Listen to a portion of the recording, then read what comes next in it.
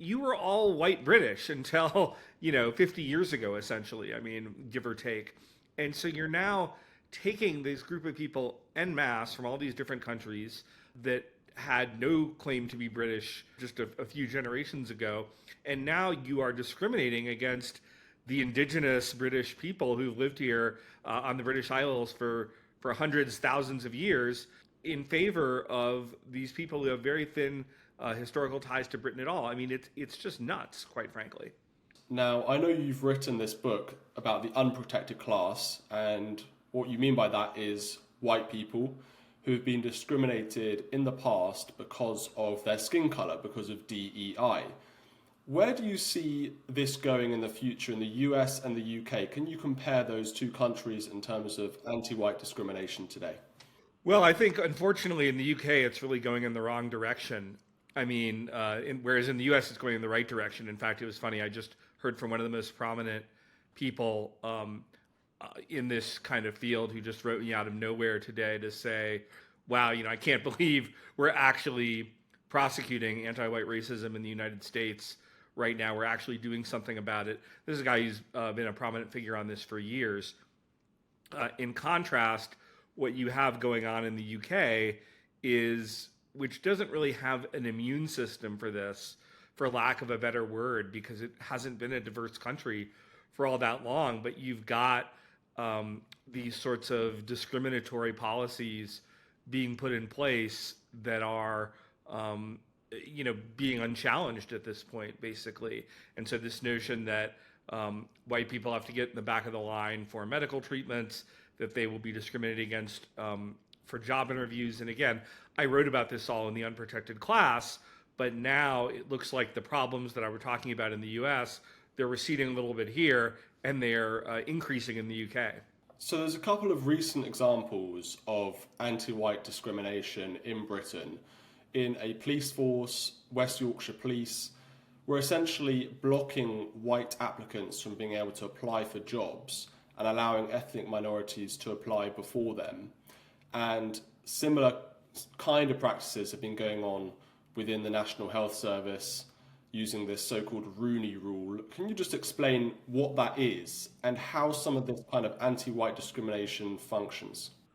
Yeah, so the Rooney Rule is actually a rule that comes from the U.S. sports world.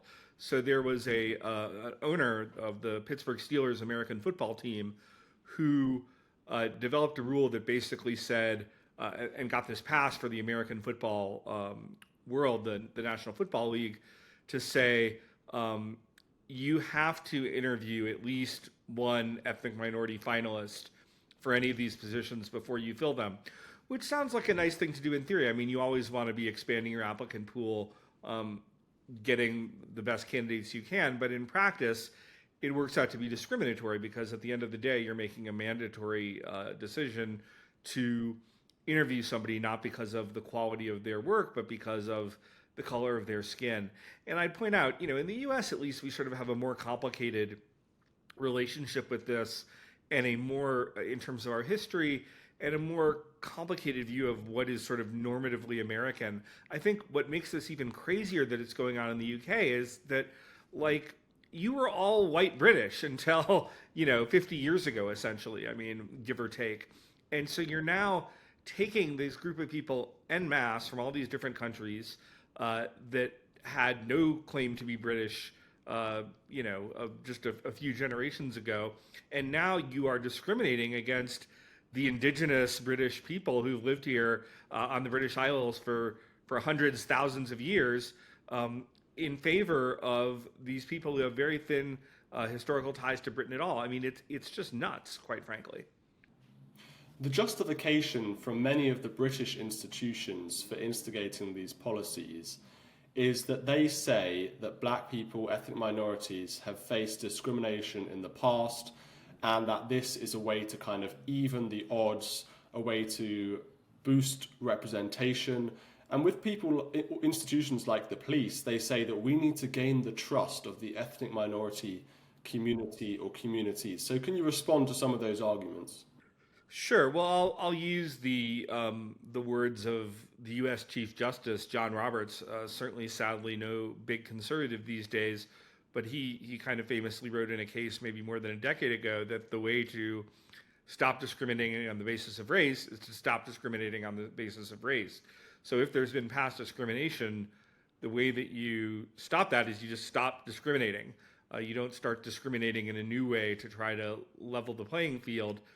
And in terms of trust, look, I'm sympathetic. I understand this, particularly in a policing context. But you're sort of putting the cart before the horse a little bit, in that if somebody doesn't trust the British police simply because they're a different skin color, you have a sort of first order problem. And I'd kind of address that problem at its root rather than say, well, we have to hire somebody of the exact same skin color as this person. Otherwise, they can't really be a legitimate policeman, or they can't legitimately serve this community. This is a road that sadly the U.S. has gone down in the past. It's a very dangerous road. The UK should take care not to make the same mistakes. At least in the US, we sort of have full free speech to at least fight back against that. Whereas in the UK, of course, you're sadly throwing people in jail for social media posts. So that would be my concern.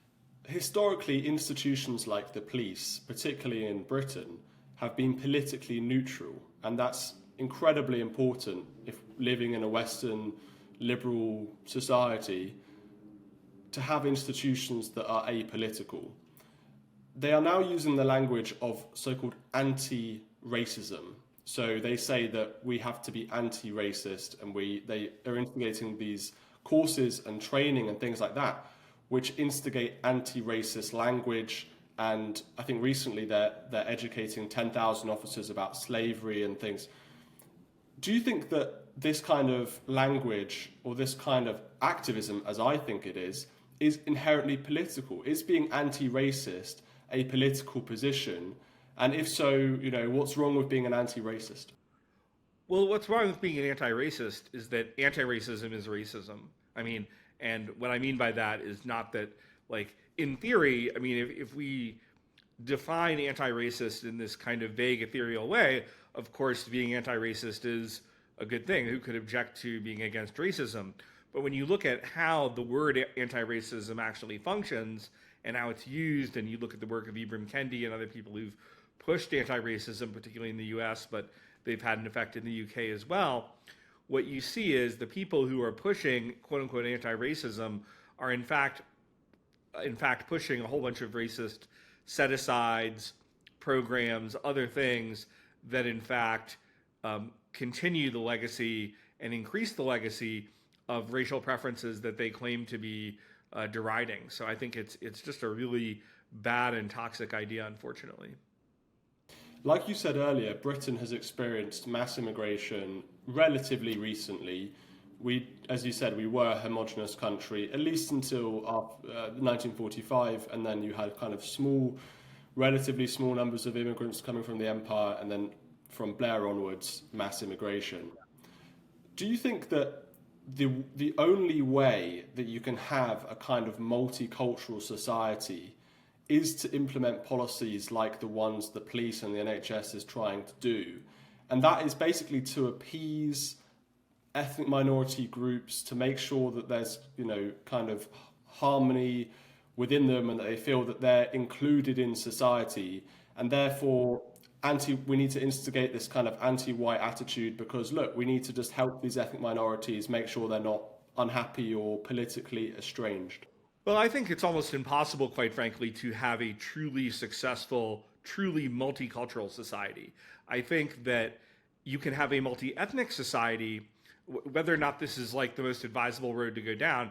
You can have a multi-ethnic society that works as much as possible to create a unified culture between those different ethnicities, or at least a unified core culture, and maybe everybody's got, their same traditions and et cetera, et cetera. I think that can work. We've had examples of that in the US, but in fact, it's exactly the opposite of the kind of hypothetical that you put in, which is to say, if we are in a situation where we are giving special preference to the culture, the traditions, or whatever of any minority group, you're simply encouraging polarization, balkanization, zero-sum ethnic politics, and again, speaking from experience in the US, this just does not end well when you do this. You mentioned earlier again people being locked up for their Facebook and Twitter posts in Britain. I know that people like JD Vance have made, a lot of statements about freedom of speech in the UK.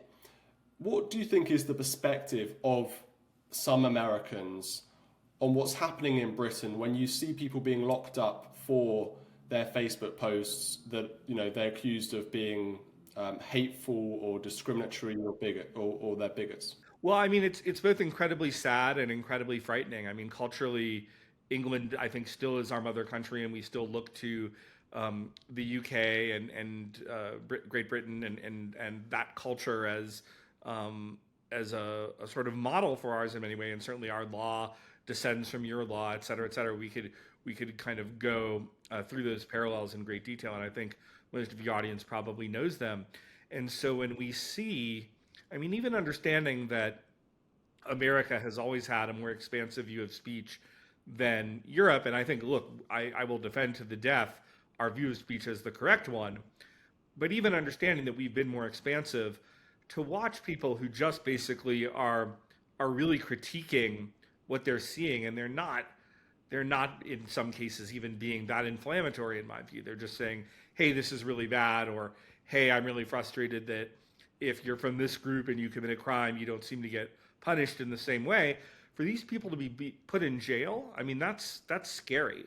And for even people at police to show up at their door, even if they're not prosecuted, it's scary. And every time I sort of despair about something that's going on in the U.S., and I don't say this with pleasure for your audience, I'm like, well, gosh, at least thank God we're not the U.K. I mean, they're really going down a bad road right now, and along with a lot of the rest of Europe. And it's something of great concern to not just J.D. Vance, but to a lot of U.S. conservatives.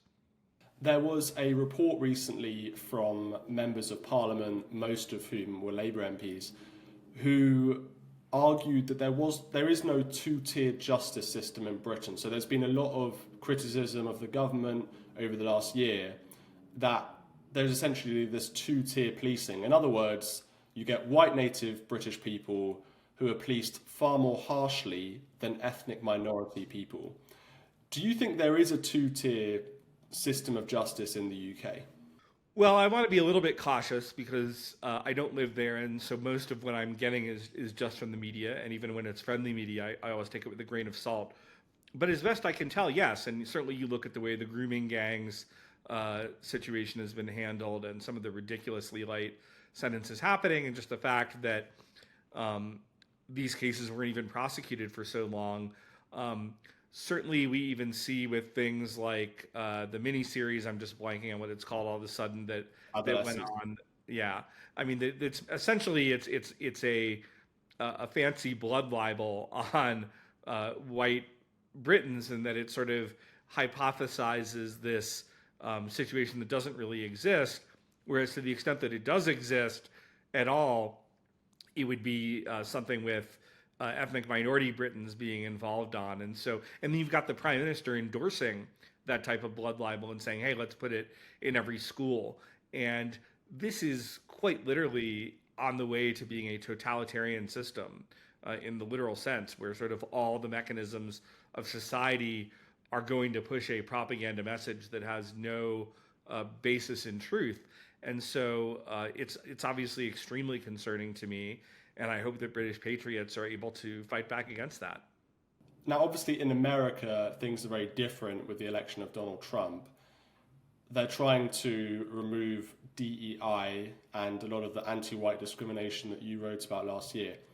Are you happy with what the Trump administration has done so far? And can you talk about this fight between Harvard and the White House? Yeah, no, I mean, I would give them an A+.